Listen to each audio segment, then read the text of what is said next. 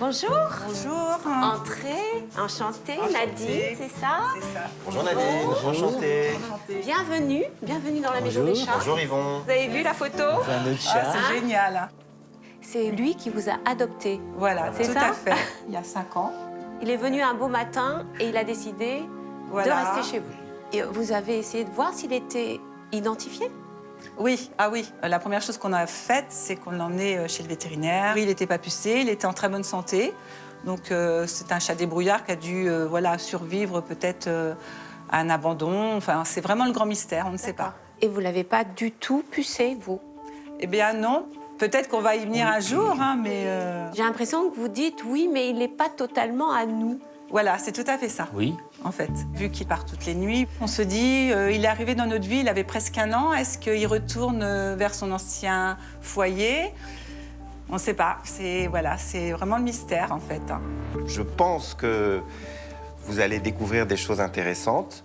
Et on a commencé par l'équiper avec un tracker GPS. Et donc on a pu suivre ses déplacements d'une manière très très précise durant toute une nuit. Avant, décrivez-nous juste un petit peu la topographie des lieux. Je vois des champs, je vois des habitations. Donc là, on est en bord de mer. Là, c'est la route qui va au Mont-Saint-Michel. Là, c'est tout le port mythilicole, élevage du moule du Gier-sur-Mer. Notre terrain est encadré par 2 rivières, Oui, finalement. en fait, on Oh, mon Dieu, on est presque une presqu'île en fait. On a bien compris, vous êtes des privilégiés. Voilà, hein. tout à fait. C'est ouais. bien. Est-ce que vous êtes prêts à découvrir ce que fait votre petit Mimi la nuit? On est impatients. Hein. Regardez. Alors, Vous voyez, il part de chez vous. oh. Voilà. Et là, il commence son périple. D'accord. Il fait des... Waouh, waouh, waouh. Il va au vivier sur mer. C'est incroyable ça. Il va pratiquement jusqu'au port. Oui, oui, oui. Oui, jusqu'au port, oui. C'est pour ça qu'un jour, il est revenu avec un hameçon planté. Il va manger des moules. Ouais, ben c'est ça. C'est vraiment le chat pêcheur. Oh là là Et là qu'est-ce qu'il là. va faire là-bas? Il fait la tournée des maisons, je pense. Mais c'est incroyable. Oh. On est toujours dans le cours de la nuit, là. hein. D'accord, oui. Alors, qu'est-ce que ça vous inspire? Ben, en fait, c'est une grande Ah oui, surprise. alors là, Parce qu'on ne pensait pas du tout qu'il allait... Dans cette direction.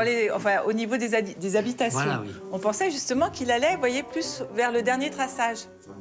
Par Voilà. là-bas. Ou même voilà, Par vers dans la cette ferme. zone-là. on pensait Là, qu'il restait dans on ce... pensait que c'était ça, sa zone, parce que quand périmètre, il part dans cette direction-là. Mais a priori, il part, mais après, il tourne. Et l'hameçon, vous pensiez qu'il l'aurait Ah ramené bah d'ici? là, c'est un port méthylicole. Ah, mais il a de la chance. Alors, ce sont des sources de protéines Voilà, c'est ça. fascinantes, tout Oui, ça. et puis bon, ça doit sortir... D'ailleurs, il adore les moules. Hein. Il adore. Ah bah Ah oui. ouais. Il adore les moules. les bien moules, sûr, le poisson et les crevettes.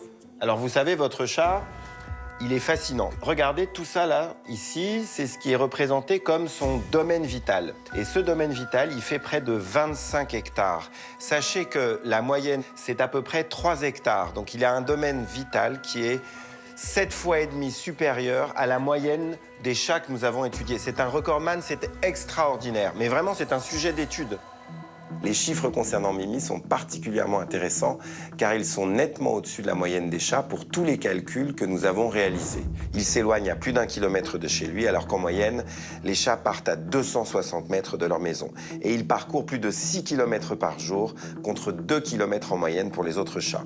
On peut expliquer ça bien sûr par sa personnalité, mais aussi et surtout par son statut sexuel. Sa motivation pour chercher le partenaire sexuel est très forte puisqu'il n'est pas stérilisé. Et il a beaucoup plus besoin de trouver des proies et de les ingurgiter. Donc il chasse, il s'éloigne beaucoup plus et pendant beaucoup plus longtemps. Regardez, il y a quelque chose quand même sur lequel je voudrais vous interpeller. Attention. Il y a quand même un endroit Ah, où il va quand même beaucoup. Je mets un gros trait rouge parce que il y va toutes les nuits. c'est fou ça.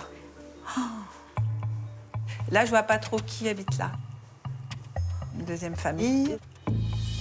Il a ce rendez-vous toutes les nuits au même endroit. D'accord. Alors, je vais vous inviter à aller regarder cet autre écran. On n'est pas au bout de nos surprises. Hein. On a mené notre petite enquête. Ben, on a été taper à la porte Vous avez un petit message.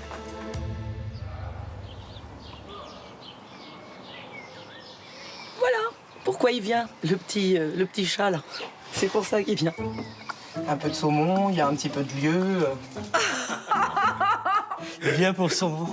Je travaille dans une poissonnerie et quand il y a du poisson invendu, je le récupère et puis je le fais cuire pour mes petits chats, comme ça ils sont contents. Je l'ai vu venir manger dans la gamelle, oui. C'est un gros balèze, hein. Un gros balèze qui a pas peur, hein, parce que lui, il a vraiment pas peur de rentrer dans le jardin. Et c'est le seul qui arrive du quartier ici à rentrer ici alors que j'en ai 4. Bah, surtout du poisson, lui qui adore. Alors là, oui. Lui, son ventre, alors c'est là- un gourmand. Hein. Mais non, mais je suis quand même étonnée quand même. Hein. Il a vraiment une double facette, quoi. Il prend des risques. C'est un vrai breton. Ouais, Il adore c'est le ça. poisson. Ah oui. Voilà. C'est un courageux. C'est ça. Les Bretons ont des Ouais, ancêtres qui ont parcouru toutes les mers du monde. Hein. C'est Il ça. est aussi courageux en bon breton que tous ses ancêtres. Et vous savez, il faut que vous soyez rassurés parce que le fait qu'il trouve de la nourriture dans ce lieu et qu'il ait l'habitude totalement d'y aller pour manger ne veut pas dire qu'il assimilerait ça à un lieu de vie. Pour moi, c'est un chat qui a choisi son foyer, qui a choisi avec qui vivre. C'est-à-dire dire vous. Vous savez ce que ça veut dire?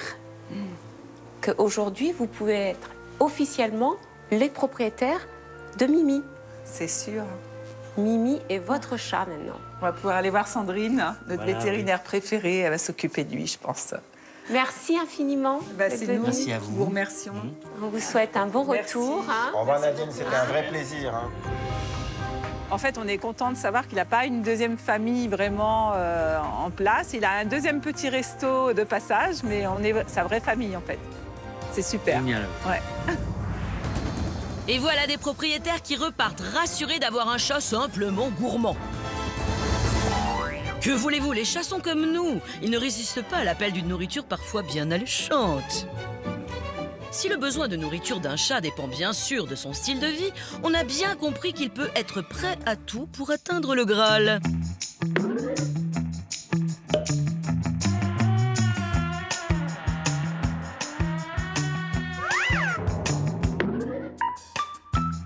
Bon, parfois, il y a juste à tendre un peu la patte ou à savoir ouvrir un tiroir à friandises.